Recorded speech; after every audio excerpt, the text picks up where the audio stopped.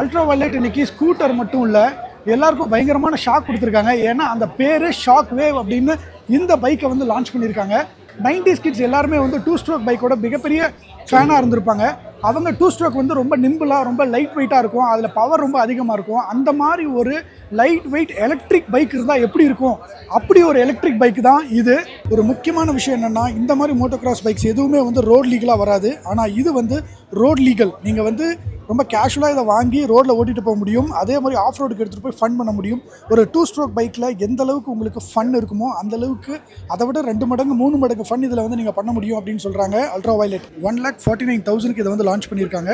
First 1000 கஸ்டமர்ஸ்க்கு இந்த offer அவைலபிளாக இருக்கும். அதுக்கப்புறம் 1,75,000. இதோட ஸ்பெக்குன்னு வர்றப்ப 14.5 பிஹெச்பியும் இதோட டாப் ஸ்பீடு 125 km/h வந்து சொல்லியிருக்காங்க.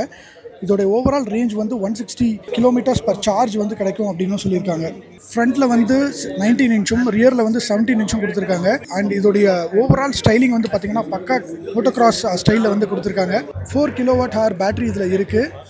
நியூட்ரன் மீட்டர் டார்க் பார்த்தீங்கன்னா 505 நியூட்ரன் மீட்டர் டார்க் வந்து ரியர் வீலுக்கு மட்டும் வருது. F77 இருக்கிற அதே பவரை இதில் வந்து கொடுத்துருக்காங்க. ஸோ அதனால் எவ்வளோ ஃபன்னாக இருக்கும்னு நீங்களே யோசிச்சு பார்த்துக்கோங்க.